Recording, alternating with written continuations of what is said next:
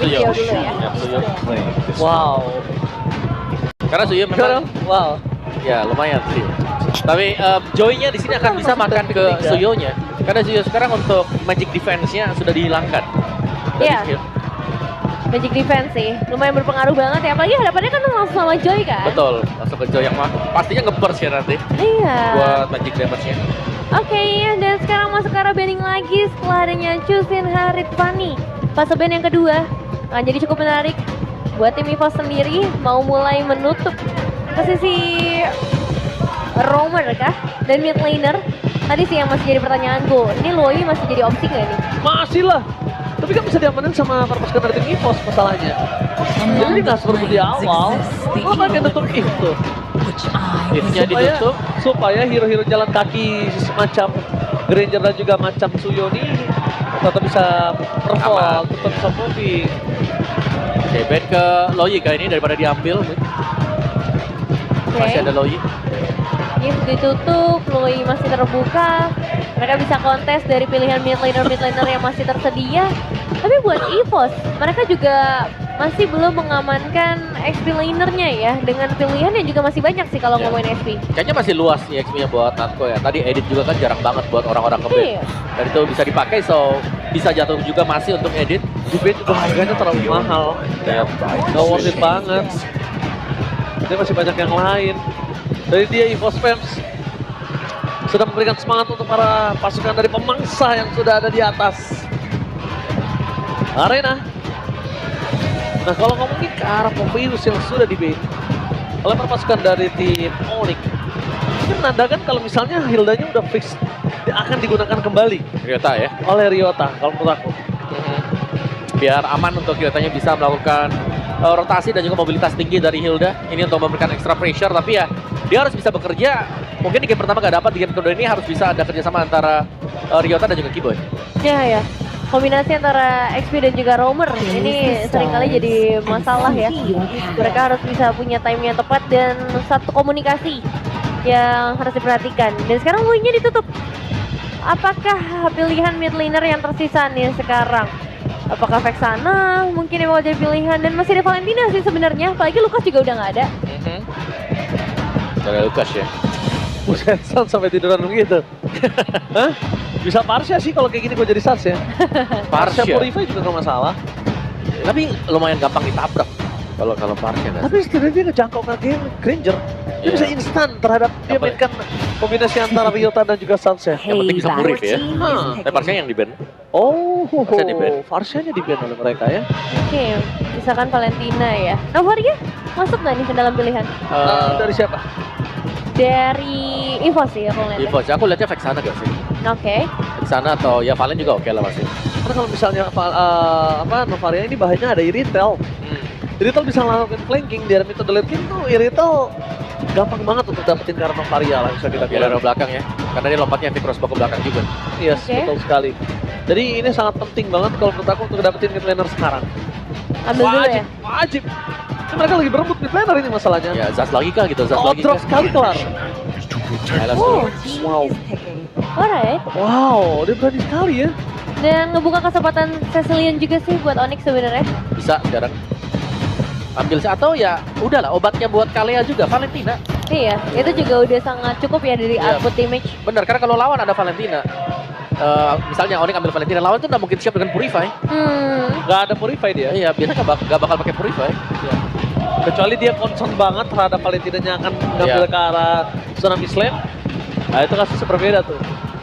Tapi kalau ngomongin ke arah sosok Valentina, ini juga cukup mengerikan ketika dia bisa memberikan burst damage terhadap sosok seorang Granger.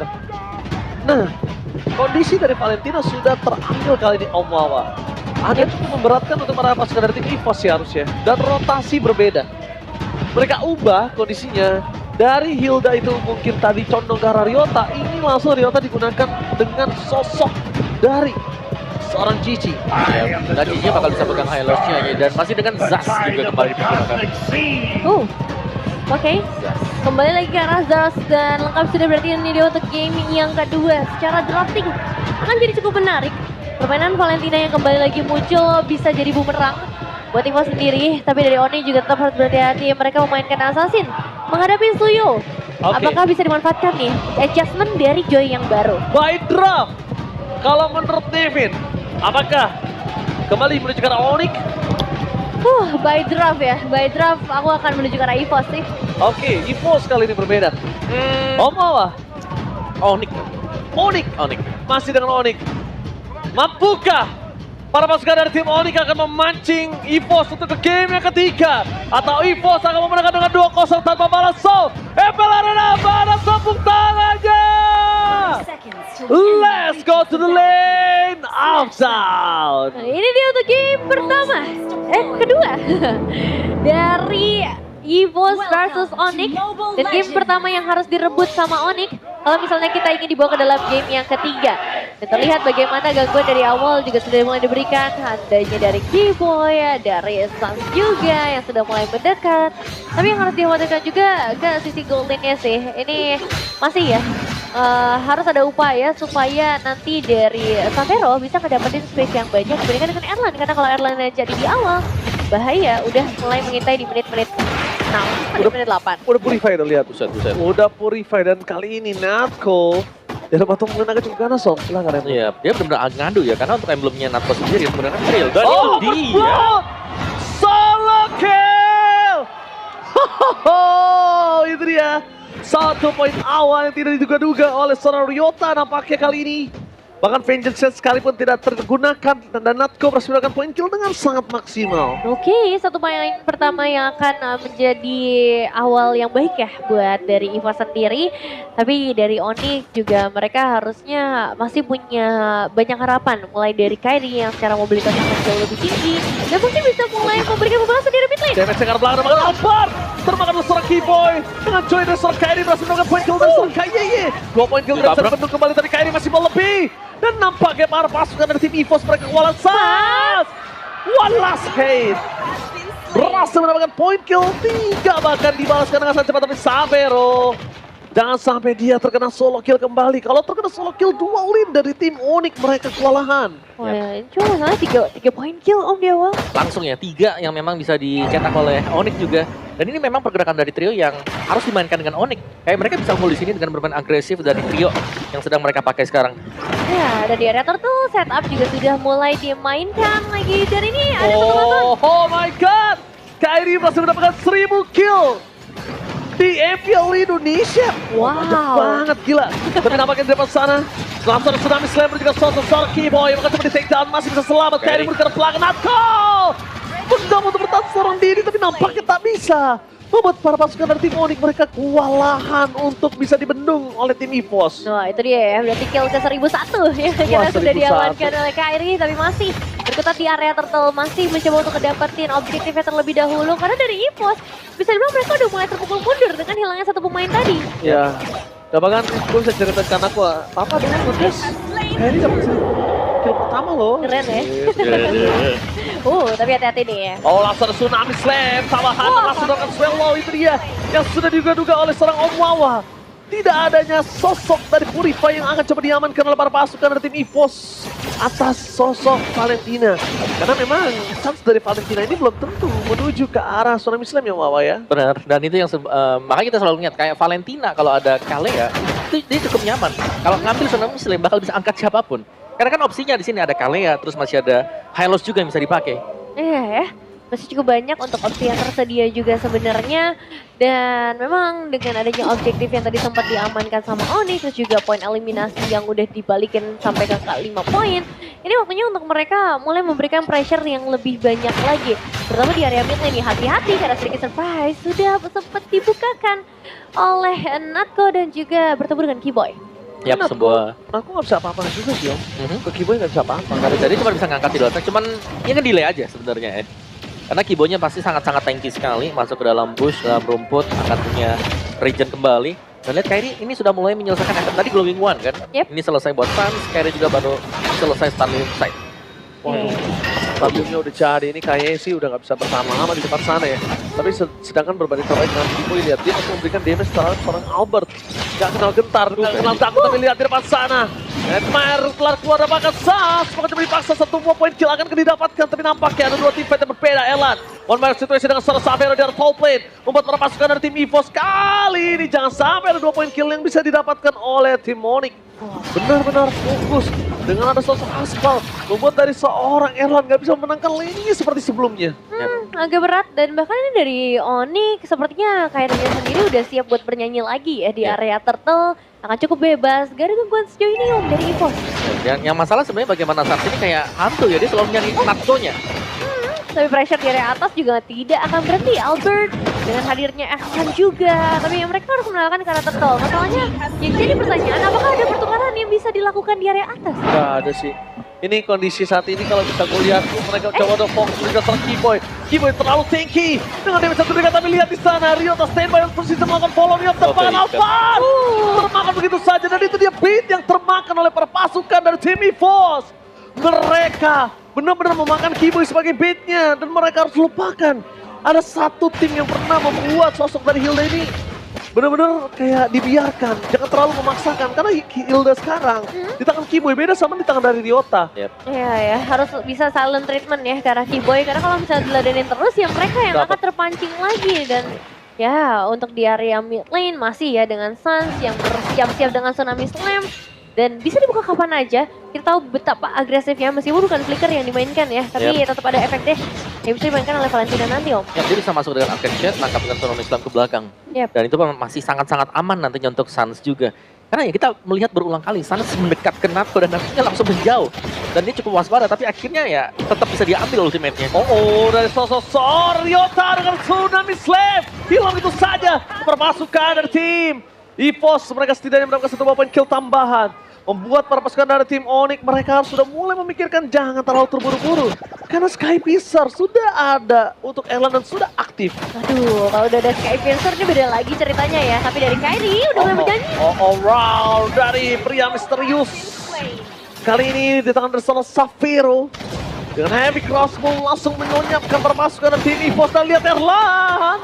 Tidak cukup damage untuk bisa mengusir seorang Keyboy. Terlalu mengerikan ya. Dan sekarang setup ke area turtle sudah mulai kembali lagi diciptakan. Apa yang harus dilakukan oleh EVOS nih Om di posisi kayak gini? Ya mungkin sedikit defense ya dan menunggu bagaimana Onyx yang membuat gerakan terlebih dahulu. Karena mereka hanya bisa melakukan re-initiate saja. Kayak kalau mereka mau buka pun mereka harus bersiap-siap ditabrak balik. Jadi dengan adanya difference goal seperti ini mungkin better untuk menunggu bagaimana key-nya yang setup atau key-nya yang menahan sponsor skill baru yang lainnya masuk dari belakang. Oke, tapi pakai Natko bakal coba untuk menahan ke arah belakang, gak mendapatkan siapapun.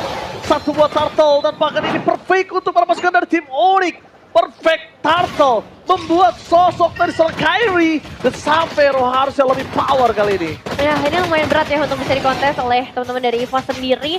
Meskipun secara level kedua belah jungler tadi sempat dibedain di satu level doang, tapi sekarang semakin jauh lagi gap yang terjadi. Bahkan Kairi udah Kairi, one by one situation, Kairi versus Albert. Dan bakal lihat, masih dapat untuk bertahan, Albert still survive in the bottom lane. Mencoba untuk bertahan, tapi nampaknya Albert mencoba untuk membalikkan kembali kanan. One hit, one last hit. Masih coba untuk bertahan. Meanwhile dari top lane, defense dimenangkan oleh tim EVOS dengan 1 poin kill atas seorang Keyboy. Damage dari seorang Erlan dengan Sky Piercer sudah bisa dipegang oleh para pasukan dari tim EVOS. Dan nampaknya dengan kegagalan point kill dari bottom lane berimpact sekali untuk tim fight dari top lane. Itu dia pertemuan antara kawan lama yang kali ini menjadi lawan. Tapi sayangnya belum ada yang tumbang, melainkan di arah yang lain. Kita ngelihat Keyboy yang harus ter-take down. Space tercipta untuk Erlan akhirnya. Ya sedikit miscalculate mungkin dari Kairi tadi, di mana dia sudah sangat-sangat all in untuk mengejar Albert.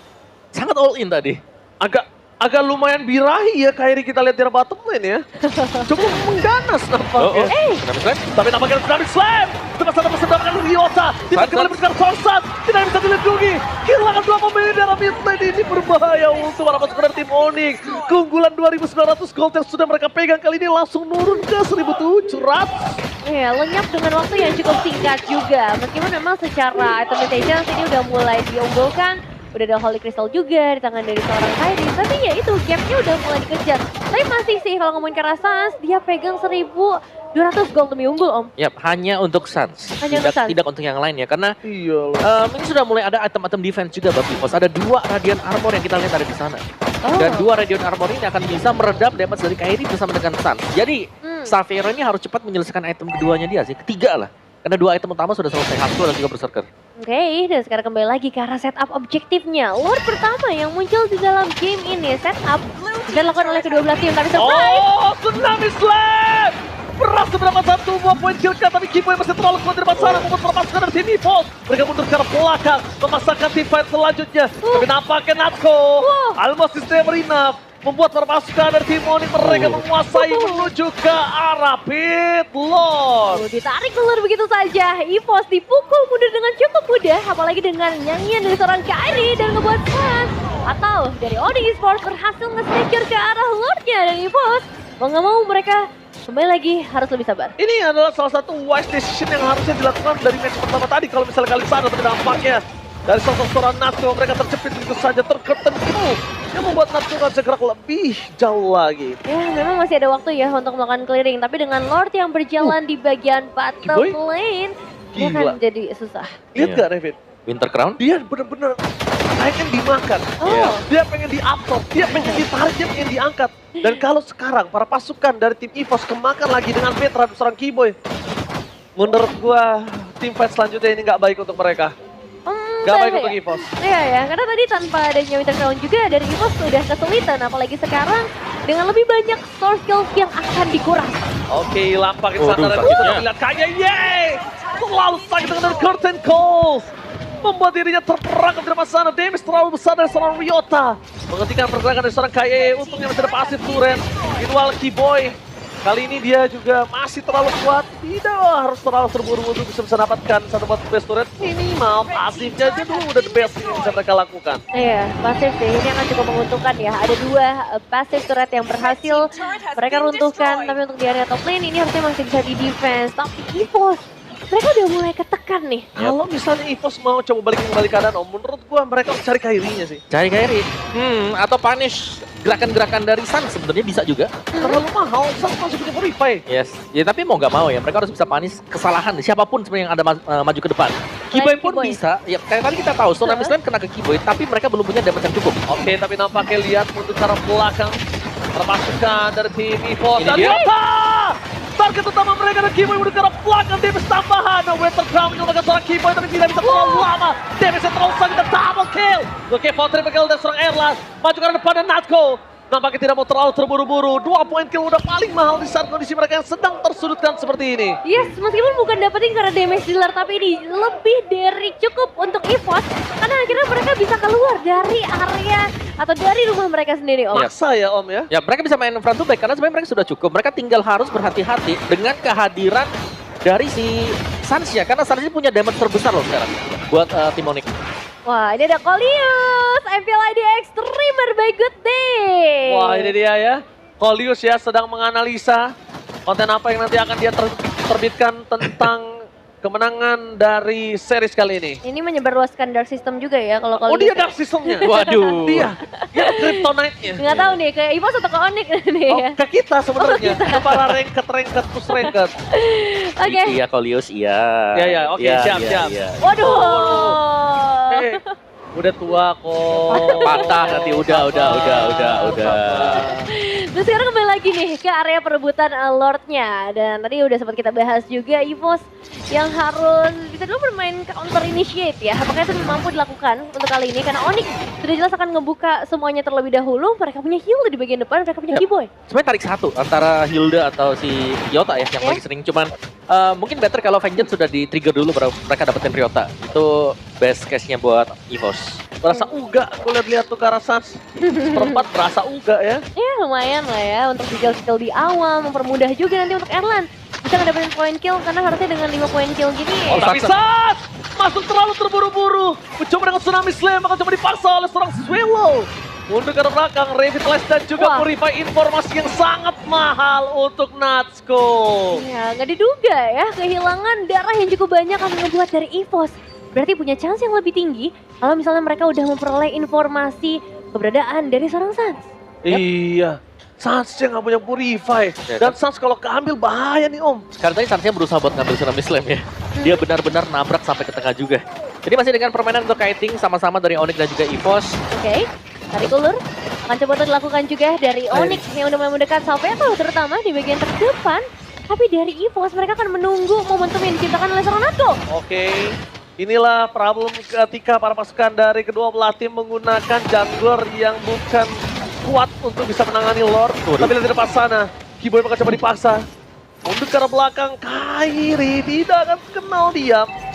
Stack minion dari tim EVOS dari bottom lane tuh banyak banget loh, bisa dapetin satu turret itu. Ya, itu bagus banget laning dari EVOS untuk di bagian bawah jauh. Sedang mereka pegang sekarang, jadi mungkin kemungkinan EVOS bisa start buat lore-nya dan bahkan mereka bisa ngambil kalau sampai Kairi show di bagian bawah. Iya, Kairi nggak boleh show sama sekali. Kairi kalau show sekali ini bermasalah, tapi Sans juga ini berbahaya sekali. Kalau dia show, tapi lihat di depan sana mereka mendapatkan seorang Keyboy. Dengan monster di depan sana permasukan dari tim EVOS menuju ke arah belakang. Mencoba untuk menyelamatkan seorang Natko, tapi dia bisa terlalu besar. KYY menjadi badan mengabsorb semua dia bisa diberikan oleh tim EVOS. Dan bahkan Lord harusnya masih bisa dikontes. Cuma kondisinya Kairi nggak punya retribution, Omawa. Iya, dan di bagian bawah lihat sebuah wave Ya kan? minion Tak menghancurkan bottom turret. Nggak cuma bottom, tapi di area top lane ini juga harus jadi perhatian khusus dari Onyx sendiri. Namun untuk arah lord-nya ini masih ditarik ulur tanpa kehadiran Keyboy. EVOS untuk kuantitas loh. Dia paksa. Ini bagian bawah masih terusin lagi sama minion loh. dia dipancing lagi. Di bawah. Dua wave minion. Oh, Farlane-nya terlalu jauh dan bahkan Coach Pathway Natko dibawa ke belakang untuk memastikan Lord free untuk memastikan dari tim EVOS. Wah. Farlane mereka. wah. Itu dari tadi gue udah bilang, itu nge-stuck loh minion di bottom Tuh lane. hancur juga. Oh my god, itu mahal banget. Dihancurkan minion. Base turret Terlalu banyak minion yang di-stuck di bottom lane. Oke, ini terlalu berbahaya sih. Dan dari EVOS mereka bisa dorong dari 3 lane bersamaan. Seharusnya ngebuat dari Onyx sekarang mode full defensive. Tapi entah apakah mode full defensive ini bisa menyelamatkan mereka dan membawa kita ke dalam game yang ketiga atau tidak. Ini berat banget masalahnya, high ground defender mereka yang bisa kita bicarakan hanya ada di tangan dari Savero. Dengan kondisi Savero yang baru mau full item juga masih belum cukup. Kita lihat di depan sana, Swirlo bahkan udah punya Divine Blast. Mundur ke arah belakang. Perpasukan dari tim EVOS mereka memastikan di mana mid lane-nya akan coba dipecahkan terlebih dahulu. EVOS fokus ke arah best turret, gak peduli apapun yang terjadi. Berhasil mendapatkan satu, tapi lihat harta tata Dead Sonata terlalu sakit dari sosok seorang Erlan. 3-point base kembali diamankan oleh para pasukan dari tim EVOS. Ompong melopong membuat para pasukan dari tim Onyx mereka kewalahan dan lihat goldnya dan Tsunami Slam. Berhasil dapat satu point kill. Wintercloud tidak akan bisa terlalu lama di sana karena masih ada Sky bisa Savero. dapatkan. Ini bencana. Savero gak ada win of danger bersama Kylie. My god. Tertangkap di depan. Kehilangan dua pemainnya. Bester menjadi pilihan utama. Fokus saja habisin dan sudah diteriakkan oleh para pasukan dari tim EVOS Fans dan bahkan mereka mau sekarang base